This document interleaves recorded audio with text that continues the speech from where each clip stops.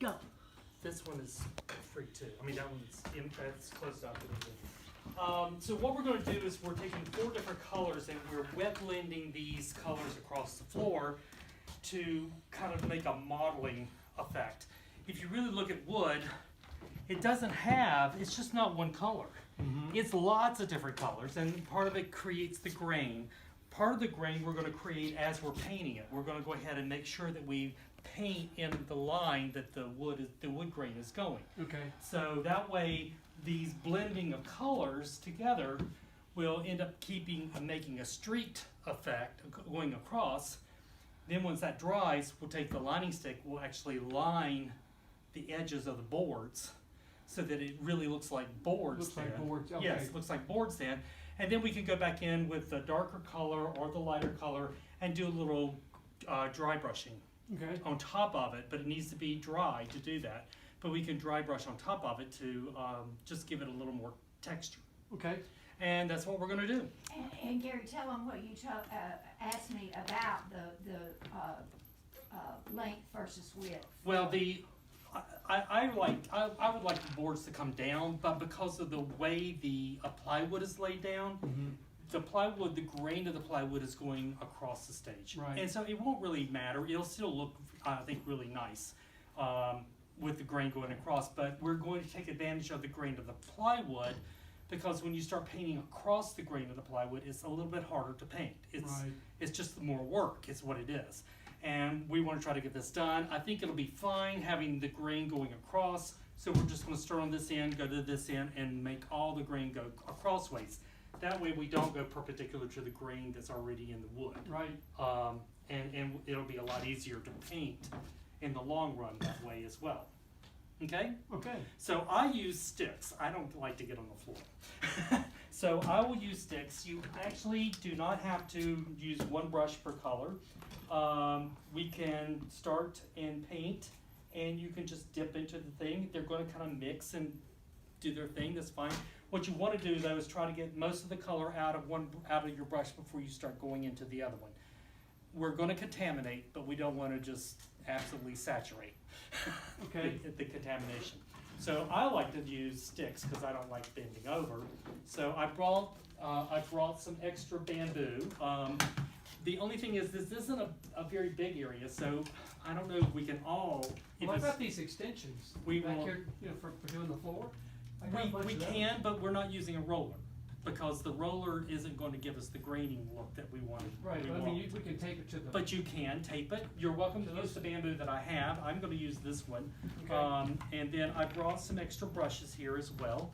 And I always want to wet the brush before I start painting because otherwise the paint gets in the brush and starts drying immediately. Right.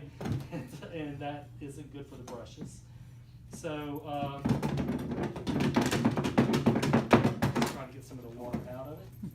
And then I'm going to start going with this. So, back here, we've got this area back here to also paint. And it looks like it goes into a brown anyway. But we're just going to keep all the wood graining going the direction that it was. So, I'm going to go ahead and start over here in the corner and start working and show you kind of how. Ah! It's okay. Ooh, it's okay?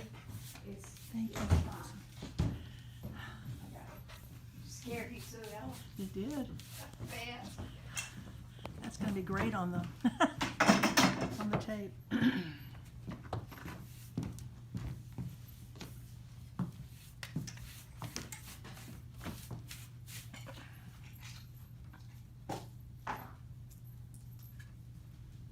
So you're dipping the brush into different colors as you go. Is that Yes. I'm kind of going over here to get this started right?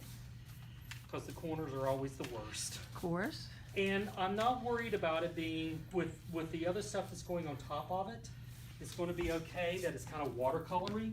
Once it all dries and once we've done the other stuff to it, it's going to look fine. Sure. So, and I'm not worried about drips, it's okay.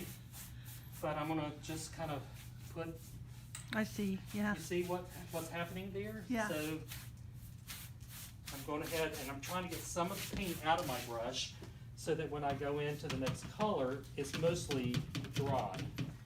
So that you don't mix the colors in the can is what you're No, doing. Is that just plain water-based paint? and it's just plain water, it's acrylic paint. Okay. I'm using one bit of this brown over there, in which we need to take this out. This brown is house paint, because I did not have the dark brown at school. Yeah. But I did have the reddish brown, and I have the yellow, and I have a darker brown. So what I'm doing is I'm just bringing that in, and I'm going to blend it as I work. I'm going to kind of blend it into what's there. I'm guessing this is the kind of thing you really can't make a mistake on, because you can always go back and fix it. Yeah, I mean, chances are while you're working wet, so the good thing is that you can fix things. The only, yes, you can do, for instance, if you can end up working it so much that it becomes mud. Right, You right. don't want to do that. You want to make sure that you try to keep some of these colors, and you don't want to just totally obliterate blending the colors to just Right. one thing. You want to try to have you want to try to keep these colors so that they are showing up. Does Bleeding it, through on each other? Do what? Sort of bleeding through on each other? Yeah. So they bleed through, and go ahead. Was this your first color, Gary? it doesn't matter. Just go with what. And it doesn't seem to matter whether you start with the dark or the light, like Mike Nope, started with the it really doesn't- light it and you were doesn't with the matter. brown, okay.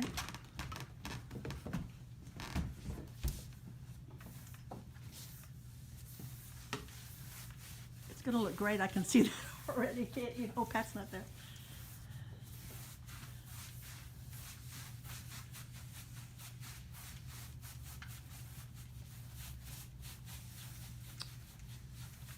Yeah, this will be interesting, because Donna Williamson did this on a couple of things, but it was really late.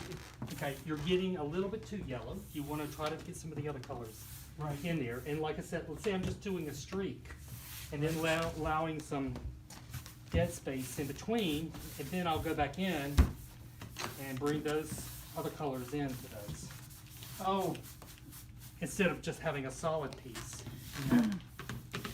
You need more brown in there, Mike. Or the burnt sienna, or whatever.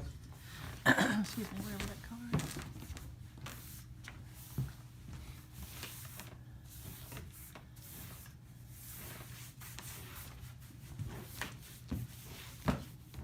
That is so cool looking.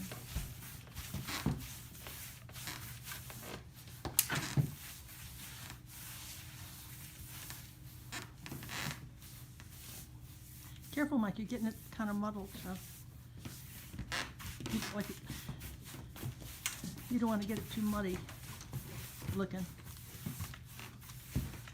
we using this color too? Yep, we're using all four of these.